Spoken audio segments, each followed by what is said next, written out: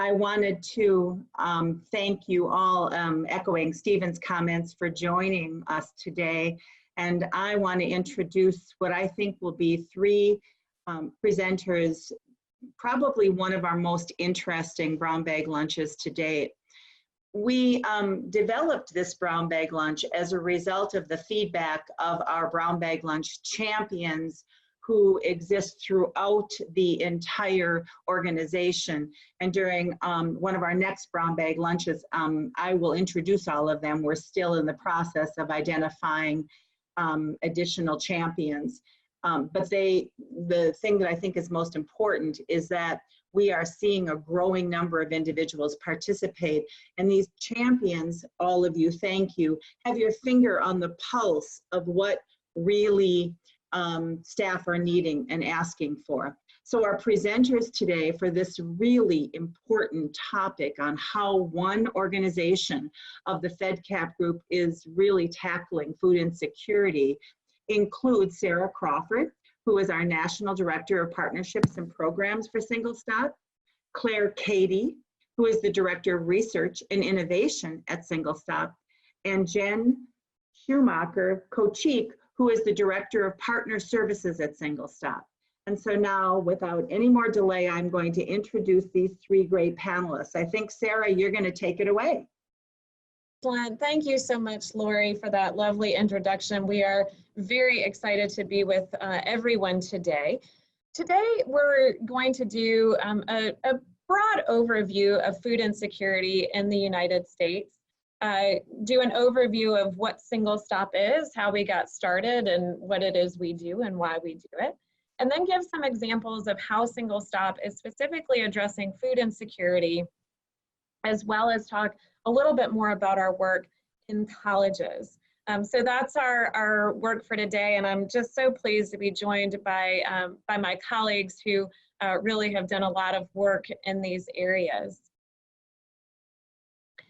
So just to get us started and kind of give us a baseline as we talk about food insecurity today. So the USDA, U.S. Department of Agriculture, defines food insecurity as a lack of access to enough food for all household members at a given point in time. And there are certainly several ways that that food insecurity is measured. There are kind of four different categories, if you will. High food security, which means you don't have any problems accessing food consistently. Marginal food security, which means you might have at times, but not consistently, trouble accessing food. Low food security, which means that you might have access to reduced quality and variety of food, but the quantity and your eating patterns aren't necessarily disrupted. And then finally, very low food security, which means the eating patterns of one or more household members were disrupted and food intake was reduced because the household lacked money or other resources to get food. So when we talk about food insecurity, according to the USDA, we're really talking about those bottom two groups. So either very low food security or low food security. So you have reduced quality and variety, and your eating patterns are impacted in that lower group that I mentioned. So there are 37 million people living with food insecurity across our country, and they're living in these food insecure households. And that is not old data. That is data that came out this year. 1 in 6 American children don't know where their next meal is coming from. And just want to mention here that across our country, we have 22 million children who are on free or reduced lunch at school. But even with that, there are still 3 million children in our country that aren't getting an adequate breakfast. And if we want to take that a step further, those 22 million children who are on free or reduced lunch at school, who are able to take advantage of breakfast at their school, what are they doing during those out of school times? What are they doing during the summer or on the weekends? And there are a lot of organizations that are working to address these issues and help help those families get food during those times. Food insecurity also impacts different groups of demographics in different ways. So people of color are disproportionately affected by a higher risk of hunger. The national average in our country is 11.1% of households in our country are food insecure, but you can see these statistics here, which come from America's Health Rankings, which was analysis of the US Department of Agriculture. More than 22% of African American households are food insecure, and 18.5% of Latino or Hispanic households are experiencing food insecurity. So this is a huge challenge across the country.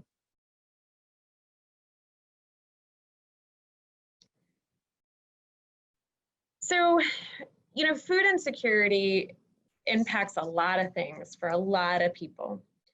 And if you think about this, this makes a lot of sense. And especially as we think about and try to address what are called social determinants of health. So those things that aren't necessarily related to a medical incident, but they're impacting our ability to be healthy. So I just wanted to highlight 3 groups of people with regard to impacts of food insecurity. The first is children. And there have been a number of studies. The one that I cite here is from Feeding America, but there have been a number of studies related to food insecurity among children, that they have behavior and attention problems, they're less likely to be successful, and they have lower cognitive development, which also means that they're less likely to be as successful as they could as they move throughout the continuum of education and onto a job. College students, which we'll talk a little bit more about later during this webinar, but there haven't been quite as many studies done on college students with related to their academic outcomes, though we can infer a lot from the studies done with children. There have been some studies done in the past couple of years, and certainly a number of studies, which Clare will talk a little bit more about, that talk about the rates of food insecurity among college students. But college students who are food insecure are much more likely to deal with other insecurities. So they're much more likely to struggle with housing and transportation and a whole host of other things. They are more likely to have lower GPAs, and they are more likely to have lower health outcomes and greater depression. You know, if you just think about, you know, when you're hungry, and that's on a very micro level compared to what we're talking about, it's much harder to focus. But think about if you haven't eaten for a day or a couple of days, how hard that is to focus and how that contributes to your ability to really be successful in life. And finally, seniors. So seniors are statistically more likely to have medical problems, develop asthma, experience heart failures and other issues when they are food insecure, and they're also more likely to experience depression.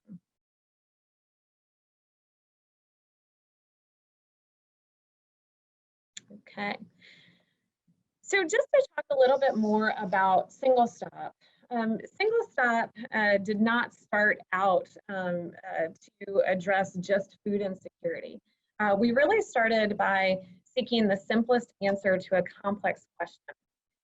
If there are millions of people living in poverty in the United States today, and there are, it's about 40 million people living in poverty across our country, and there are billions of dollars in available unclaimed benefits, so things like food stamps, things like tax credits, things like health insurance that go untapped every single day, and there are quite literally billions of dollars just sitting every year unused. What Single Stop sought to do is figure out how can we connect people who are really in need to those benefits that are so hard to access, and ensure that people who are able to access those resources get what they need. And if we can do this efficiently, we can help individuals and families find economic stability and opportunities to do things like go to college, find a better job, and eventually move the needle and rise out of poverty. So our mission, we build pathways out of poverty by leveraging partnerships and our technology to connect people to existing resources, all through a unique one-stop shop. And we do that through our partners, and we partner with colleges and universities, community-based organizations, and government agencies. So one of the things that we know is that it is really hard to apply for benefits and locate resources. If you have flexibility of time and resources, social services is hard to navigate. But when you have additional barriers where you don't have flexibility of time, you don't have flexibility of resources, it is even harder. It takes a lot of time. The applications and processes are complicated, difficult to navigate, and sometimes people are even inaccurately denied benefits. Others might not even try to apply because it's hard or they don't know what they're eligible for. Our goal at Single Stop is to provide people with the information they need to make informed decisions about what benefits and resources to pursue and to support them in efficiently accessing those resources. Sarah? Yes, ma'am. Sarah, hi, I just have a question that came in.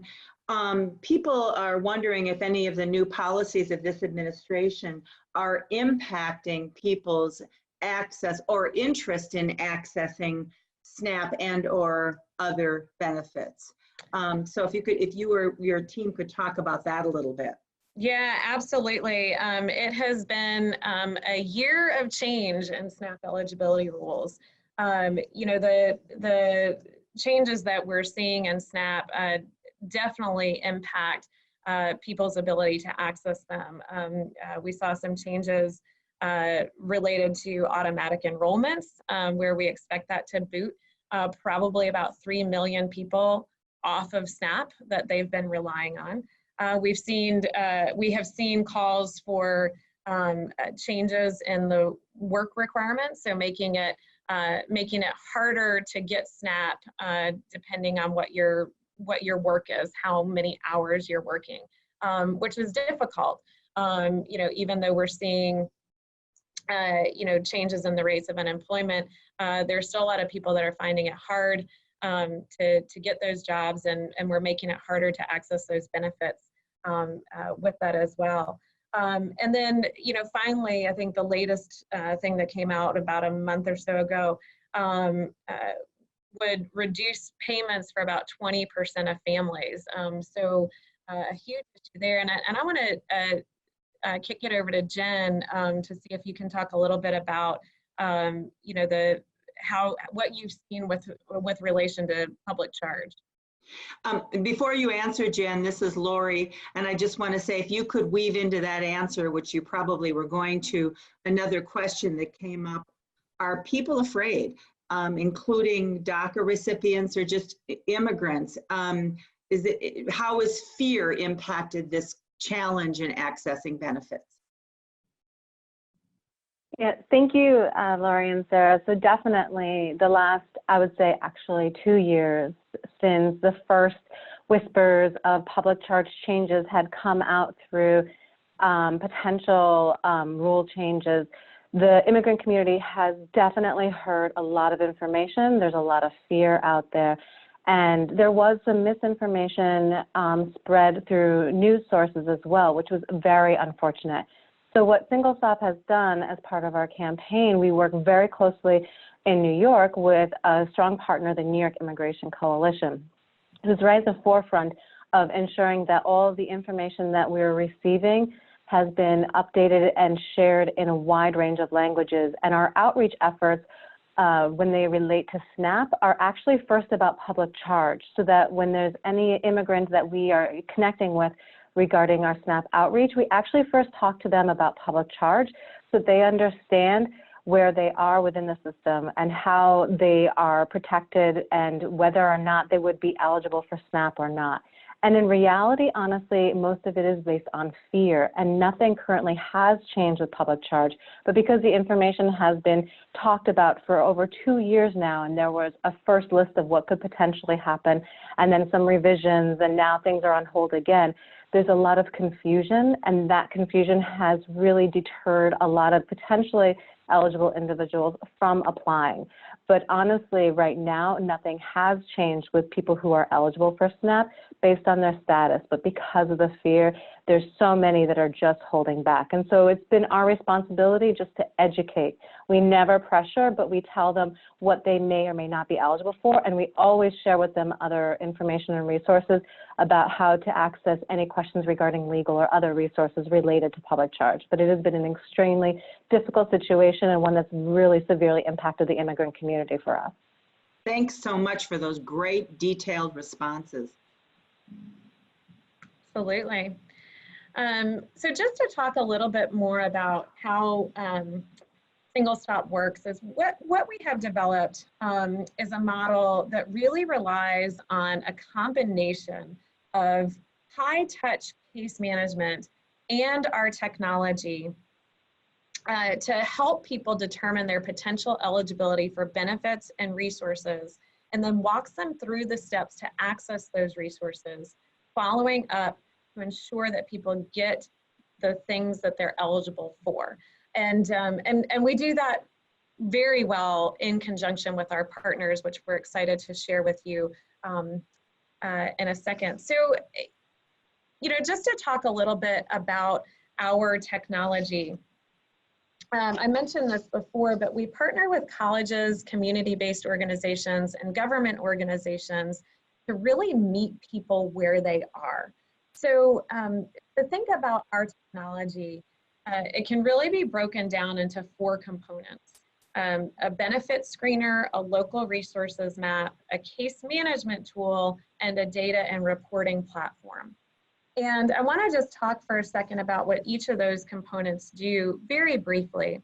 The benefit screener does exactly that. It screens people for their potential eligibility for benefits, and it provides to people information about what benefits they're eligible for and how much in that benefit they're eligible to receive, and then gives the individual who's being screened or might be screening themselves exactly the information that they need through toolkits and checklists and links on how to apply for that benefit. We also give the client access to a local resource map. So what this does is it helps connect the individual or the family to other resources that might be available in their community that maybe don't fall under public benefits. So we know that it can take some time for benefits to kick in, but people might need access to things before. So we can connect folks to food pantries or clothing closets or childcare through the local resources tab. And finally, the case management and data and reporting functions of our technology really provide a window for the partner, the college, the university, the community-based organization, to see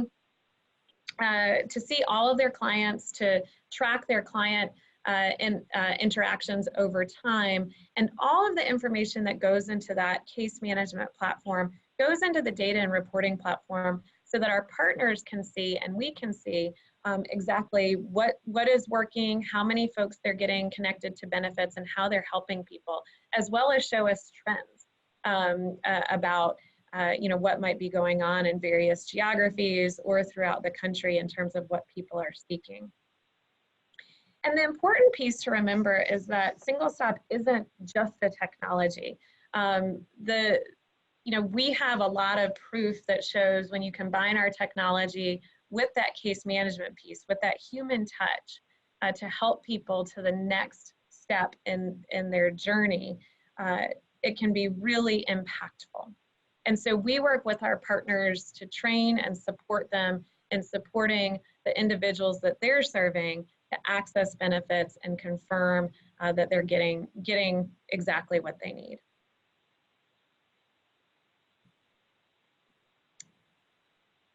So since 2007, when Single Stop became its own nonprofit, we have served with our partners over 2 million households, connecting those households to over $6.6 billion in benefits and resources.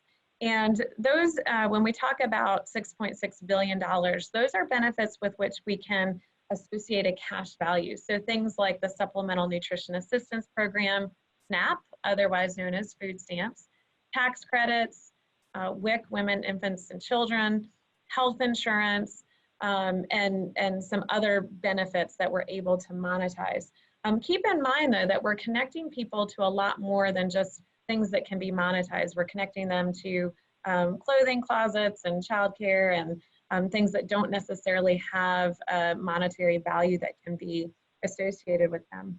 When I talk about the trends too, I want to also mention that the most common benefit that individuals who access single stop are connected to are food supports, oftentimes in the form of a pantry referral and in the form of getting that SNAP benefit.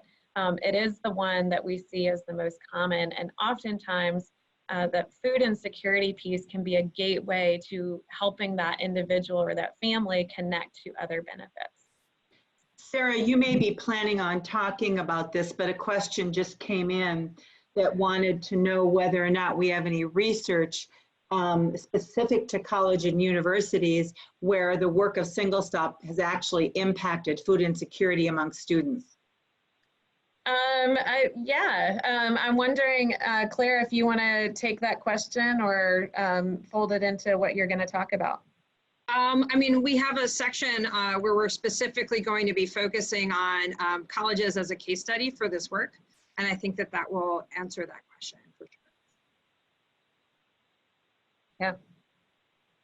Thank you. Okay, so I am going to kick it over to Jen Schumacher-Kochik to talk a little bit more about some specific work we're doing related to food insecurity and SNAP in New York. Great, thank you so much, Sarah, and good afternoon again, everyone. So Sarah, you can hit the next slide. So the Start by Asking campaign is a collaboration between Single Stop, the New York State Office of Temporary Disability Assistance, and the Robin Hood Foundation. And it was actually a campaign that was many years in the making, based on a study that was done in 2016, the New York City population that identified over 500,000 people in New York City alone were likely eligible but not enrolled in SNAP. Again, this goes back to what Sarah was saying earlier about how there are dollars on the table that people are just not taking advantage of. And it's so vital to find those individuals who need the resources to be able to improve their daily life.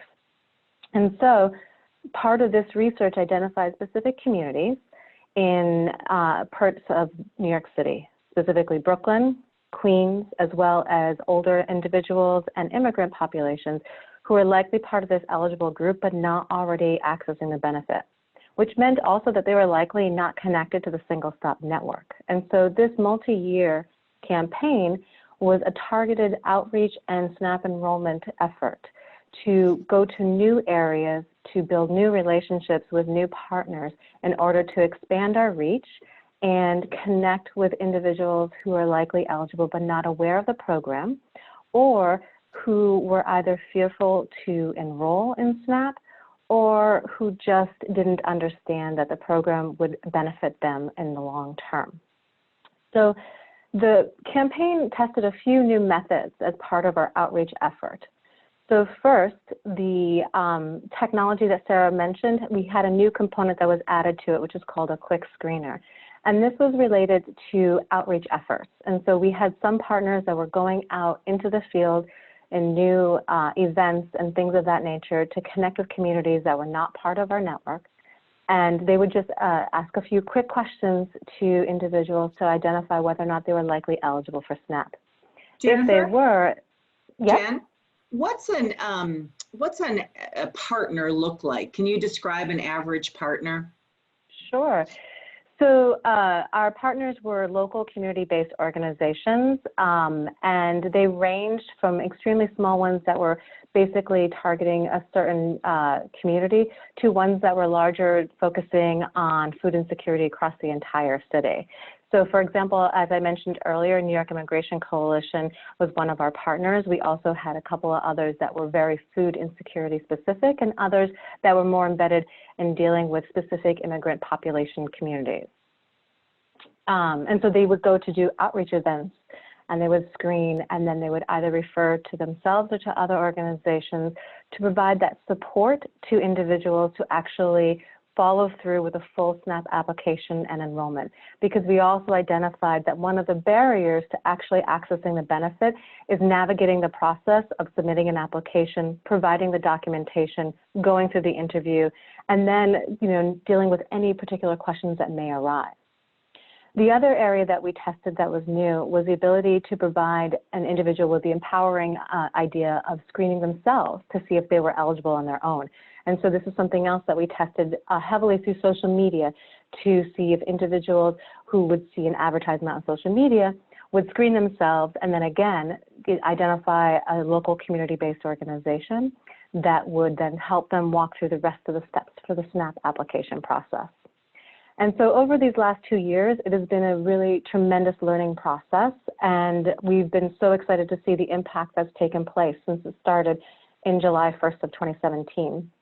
And so since July 1st through June 30th of 2019, you'll see that our efforts have resulted in educating over 2.3 million people about SNAP through social media posts and advertisements, over 1,600 public events, and the distribution of over 220,000 promotional materials. As I mentioned earlier, education and outreach has been the primary focus of this work, because likely once people know about the benefit and they understand they're likely eligible and they know a CBO can help them, they'll take those next steps. But it's knowing that they have that ability to access the benefit has been one of the biggest barriers. So through these major education and outreach efforts, we've enrolled over 22,000 households in SNAP across New York City, and that is equated to over $41 million in drawdown in SNAP benefits. So something that we're incredibly proud of for this campaign. And it's a multi-year campaign that we're continuing this year, and we're looking forward to continuing to seek out those new individuals for those benefits to provide them with this resource. Sarah, could you go to the next slide, please? So as Sarah mentioned earlier, the traditional single-stop program is one where it's a one-stop shop that provides access to multiple resources. However, because of our funding source through the New York State Office of Temporary Disability Assistance, we were limited to focusing on SNAP applications and education and awareness related to SNAP. However, we wanted to make sure that we were connecting SNAP to other institutions and other benefits, because we understood that the way to reach other communities and new communities is through other programs. If people don't know about SNAP, they're not going to come and seek out the information. So one of the first areas that we expanded on was building trust with large public institutions. We know that communities and individuals are going to go to trusted institutions like libraries, hospitals, and health clinics for day-to-day needs or for information or for other resources. And so over the last 2 years, our campaign has worked hard to build trust to these institutions and actually have our community-based partners at these locations, at the libraries, at the hospitals, at the health clinics, doing the outreach and providing that SNAP application support and advocacy on site at these institutions. And we've found that this is an incredibly important way to connect health or ESL classes or other benefits and resources with SNAP. So although we're not doing the traditional single-stop model, we are connecting our SNAP program with other resources and trying to provide a holistic approach at these institutions. In addition, as I mentioned earlier, the screener that we talked about not only screens for SNAP, but it also screens for the Earned Income Tax Credit and WIC. And so often when we are doing our outreach, sometimes individuals would not be so sure or confident or eager even to screen for SNAP. But if we mentioned, well, it's tax season, why don't you see if you're eligible for the Earned Income Tax Credit? We would often get individuals who are more likely to then proceed to get screened. And once they were screened and realized that they were eligible for the tax credit as well as SNAP, they were more likely to then take that next step and proceed to try and, navigate the system and get that SNAP benefit. And so what we did was take a traditional outreach program and try to adjust it and be strategic and build it into the way Single Stop operates in a new way. And I think that's it for me, Sarah. And I think now we're going to shift over to colleges in Clare. Awesome. Thank you, Jen. Would you mind advancing the slide? So when we kind of drill down on our work with college students, it's really important for us to think about this issue on college campuses. A lot of times when people think about kind of your typical college student, they imagine an 18 to 22-year-old, often somebody whose parents are supporting them, somebody who is receiving financial aid or maybe doesn't need financial aid, and really has all of their needs covered. And when we actually start to ask the question, are students experiencing food insecurity, we find that that's actually not the case. So research that's been conducted through the Wisconsin Hope Lab, which is now known as the Hope Center for College Community and Justice at Temple University, we have found that 41% of community colleges students are experiencing some form of food insecurity. So as Sarah talked about that spectrum of food insecurity, we're finding that 41% of those students are either experiencing what she deemed as low or very low food insecurity.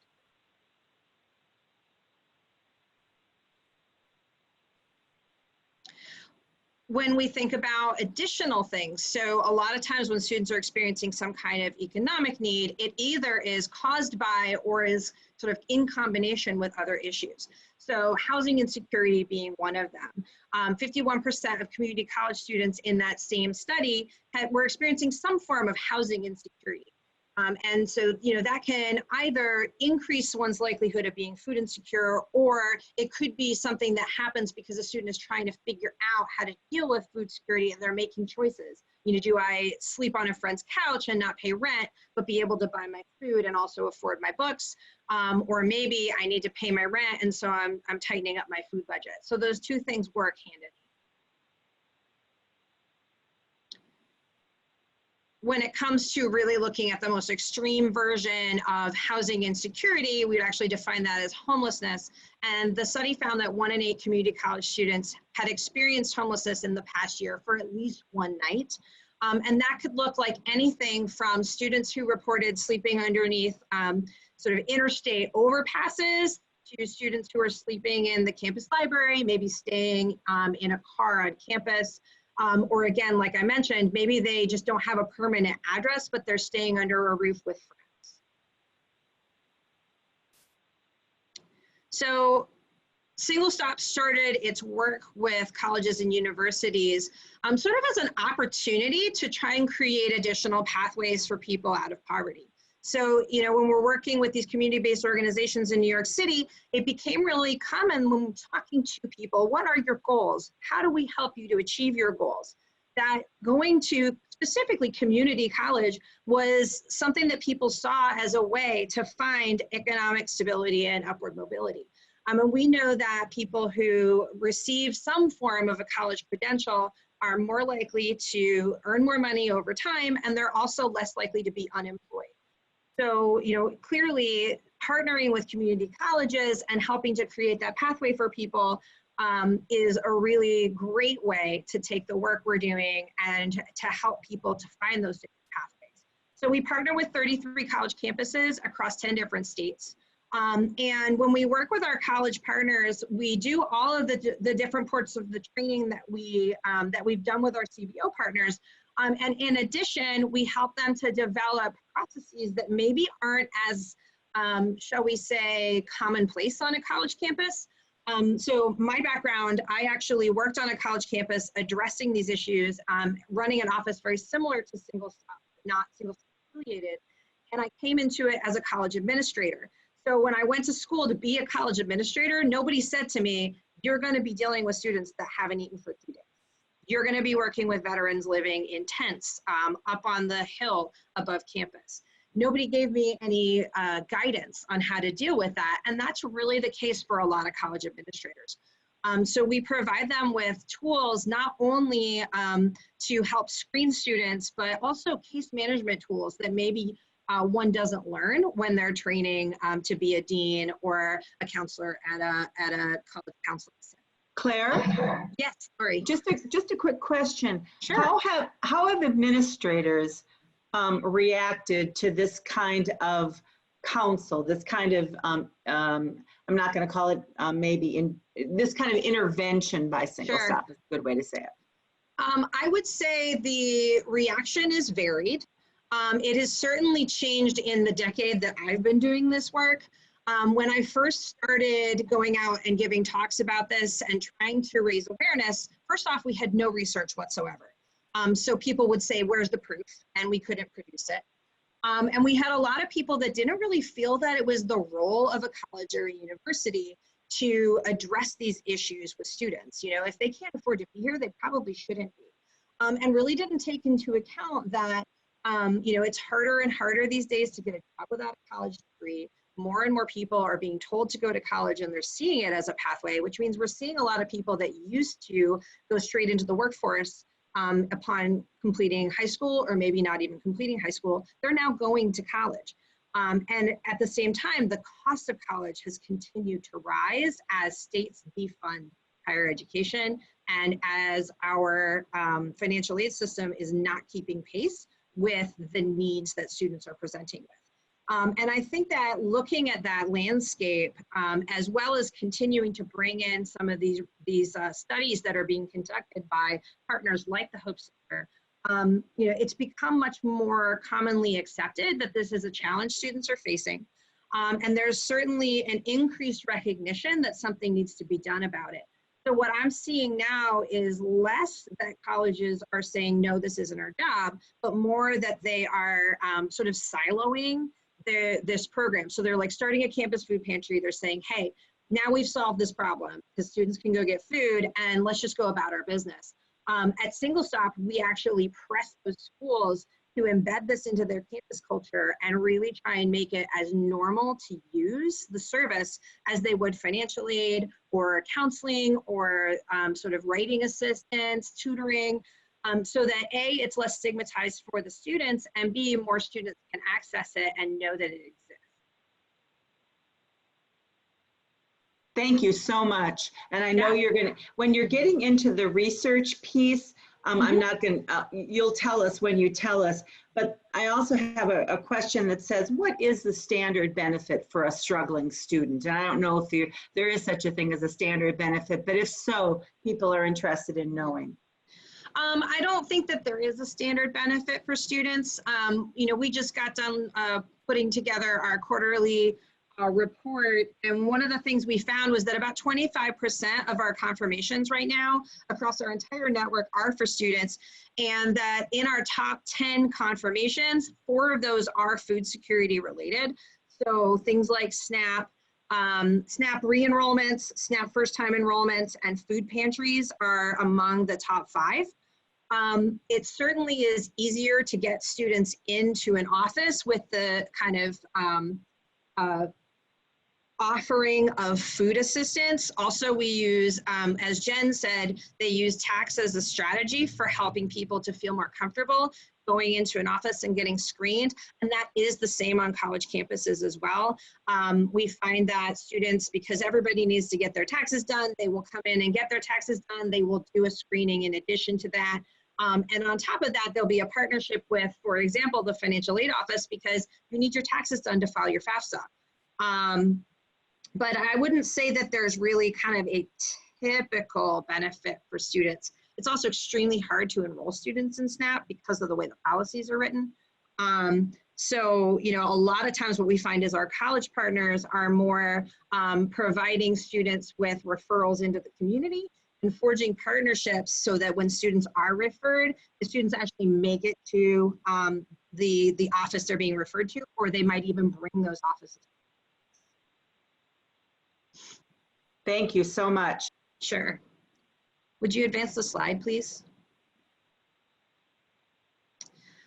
So there's been a question about research, and we're really taking a, we've really taken a look at, you know, whether or not embedding these sites on our college campuses and trying to connect students to additional resources makes a difference. And we partnered with 2 different organizations, with the RAND Corporation and also with Metis Associates, to take a look at our single stop program on a number of our different community college campuses. There was an impact and implementation report that was put forward, and we took a look at student outcomes, so academic outcomes for students who had utilized single stop services. We compared them to students who were similar to them that had not received services, and we did find some impact. So one of the things we found was that students who were first time in college, they were more likely to persist than their peers. So students were more likely to enroll and to continue forward if they were receiving additional assistance. We also found that students were more likely to attempt and to complete credits than their peers who were not using single stop. And there can be a couple different reasons why. First off, if I have more resources, I may be more likely to feel like I can afford more credits. Depending on the institution, a lot of times they cap the number of credits a student can attempt like underneath their kind of general tuition. So you can take X amount of credits at the same cost, and then once you get above that number of credits, it costs more.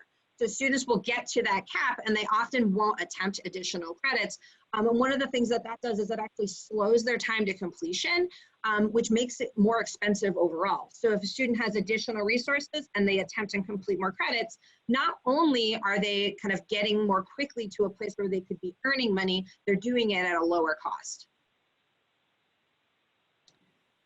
We also are finding that students are just more successful in the classroom. So their GPAs are higher than their peers who aren't utilizing single stop. Again, this can have an impact on things like transfer rates or their ability to go to professional schools, as well as just in general, they're more likely to, if they have a higher GPA, they're more likely to be completing their classes and again, getting closer to completion. And then, you know, like I said, they're more likely to get closer to completion. We also are finding that they're more likely to complete.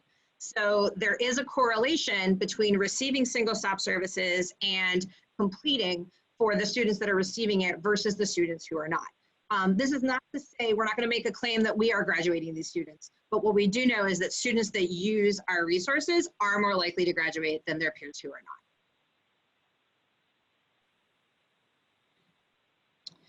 So there are some students that are more significantly impacted.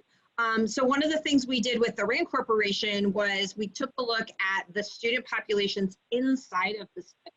So when we drilled down, we found that students older than 25, students that were independent of their parents, so their parents were not paying for them, were not claiming them as a dependent, and students that were non-white students or students of color are actually being even more greatly impacted by utilizing single stop than those who are kind of in that more traditional age bracket. And we know in higher education, a lot of times we say this sort of phrase like non-traditional is the new traditional, meaning that when we take a look at who our students are today, we are finding they are increasingly older, they are more likely to have dependents, they are more likely to be independent, and that the demographics are continually trending towards more and more students of color in college, which means that as these demographics change, both single stop is more necessary when we look at the fact that these populations are more likely to be food and housing insecure, and that we also have a greater opportunity for impact because these students are the ones coming onto our campuses. Claire? Yes. Another question. So if something's echoing a little bit. If I apply, I'm just trying to figure out how it works. One of the questions was, so I go into a single stop office or there's some single stop setting, Sure. I complete the technology, and then what? Just kind of Gotcha. walk us through a little bit Sure. about how it works. Sure, absolutely. So if I'm a student, I can interact with the technology in a couple different ways. One is I can actually complete it on my own on a device or on a computer at a computer lab, and I can refer myself right to the Single Stop site. I can also access toolkits and information if I wanted to pursue an application on my own. I can also either go into a Single Stop site, have a screening with a case manager in the site, or once I've done the screening myself, I can go in and meet with that person. The goal, as Sarah talked about earlier, is to help people make informed decisions about what it is they want to apply for. So once a student has screened and has been determined eligible for a benefit, then that person at that site who's supporting that student will help them to go through the application process, will check their materials to make sure that they're complete and that they're filled out accurately. And sometimes in even certain cases, will hand deliver the application to the location so that we are sure that that application has been received. Some will even go as far as to help students plan so that they can make it to their interview, which often they'll be assigned an interview time, which doesn't work great with their class schedule. So students will have to choose, do I go to my SNAP interview or do I go to chemistry? And so, you know, there often will be an opportunity even to advocate to get those times changed so that it will work with the student's work schedule. When a student is determined eligible, generally it'll take about 30 days for them to receive their SNAP benefit. And in the meantime, a lot of our sites have on-campus food pantries. So the student can come and get emergency food, or they may offer additional types of assistance like swipe donations, food scholarships, or food vouchers so that that student can kind of make ends meet until their benefit. That follows another question that just got posed, and I think it's generally true, or at least my sense is that it's generally true, but the question is, do students seem to be willing to, you know, go after those benefits? Do they seem, there's all the stigma attached with accessing benefits, and how do we overcome that for students so they eat? Yeah, so I mean, obviously, I think no matter where you are in the U.S., whether you're a student or not, there is most certainly there is most certainly a stigma attached to seeking assistance. And on our campuses, what we do again is that this tax outreach as a strategy really does help to destigmatize. So a student has to get their taxes done whether they're experiencing food insecurity or not. If you pair getting your taxes done with a screening and find out that you are eligible for, you know, maybe even as, you know, close to $200 a month, that is real money that a student might be like, wow, okay, this is actually could be worth my time. Providing opportunity to normalize this help-seeking behavior and utilizing Single Stop is also something that we really encourage our college partners to do. One of the things that we recommend they do is embed the link to the screener in a financial aid letter, for example, so that it presents to the student as just another part of their financial aid offering, rather than something that maybe they need to feel uncomfortable about. Great. I have two questions, and one is to you, Claire, and the other one may be more generally to you, Sarah. But to Claire, are you tracking how many students receiving benefits are veterans or somehow veteran connected? They're part of a veteran family. Yes, we are, although off the top of my head, I could not provide that statistic. But we actually have two colleges that not only have a Single Stop site, but actually have a specific person either in that site or at their veteran center who specifically focuses on making sure that student veterans are connected with Single Stop and additional benefits. Great, excellent.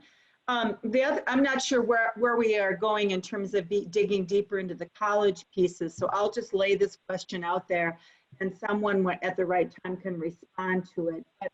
But one of the things that people are generally wanting to know, because I've gotten 3 or 4 questions about this, is that and it relates to a couple of things. What do we know about the relationship between climate change and food insecurity? What do we know about the relationship with higher food prices and food insecurity? And that might seem intuitive, but when it's time, make sure that we address both of those questions. If you can, that would be great. Sure.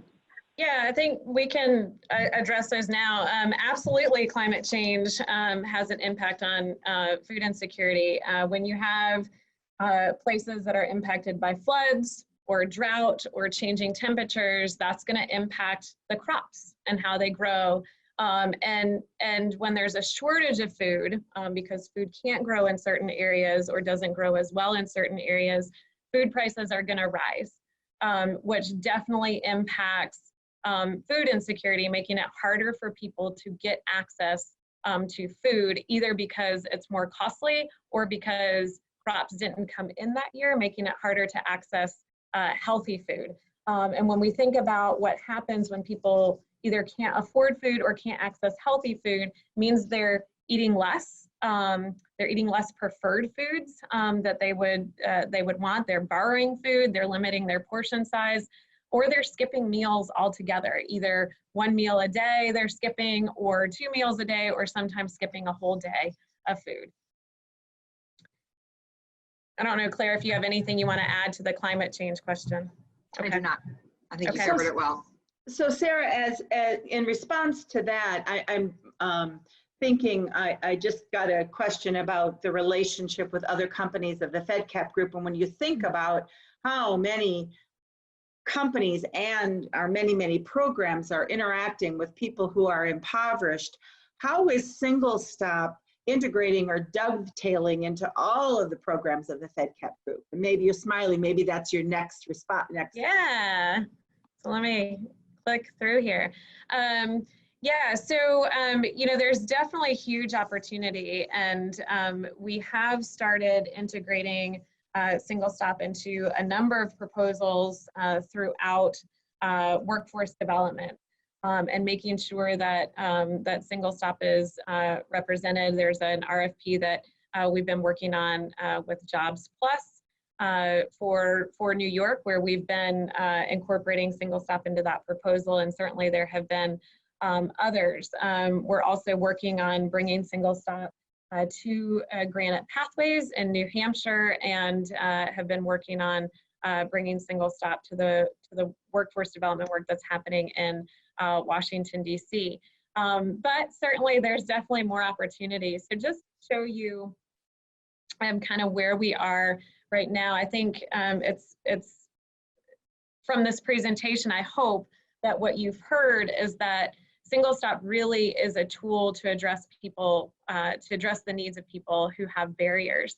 And those barriers can be all types of things: access to food, access to housing, access to jobs, and all of these things are intertwined together.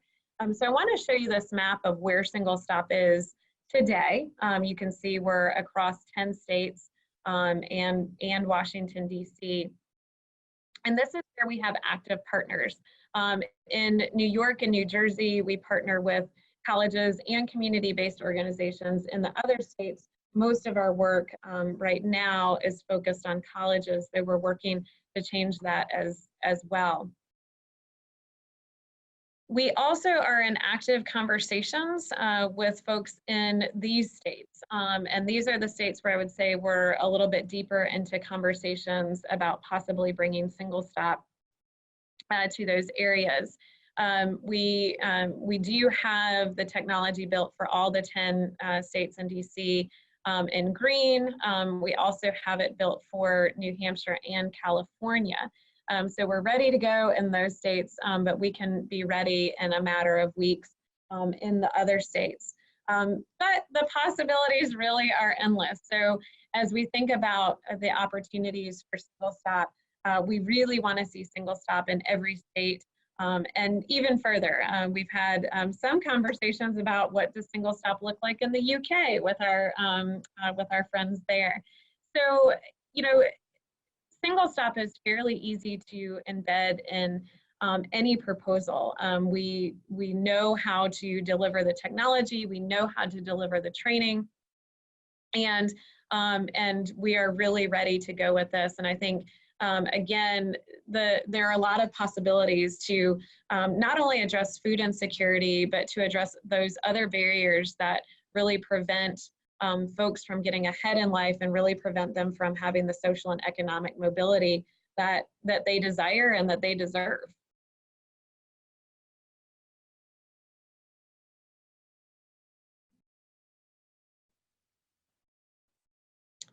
So with that, we're happy if there's any additional questions that folks have. We're happy to answer those, but we also welcome you to contact us. Our contact information is up here. We welcome you to email us if you want to keep the conversation going, or if you are an agency that within the Fedcap family of agencies within the Fedcap Group that are looking for really robust ways to support your RFPs or to support your work, we would be happy to talk with you about how to include single stop in your work you're currently doing or in future proposals that you might be considering.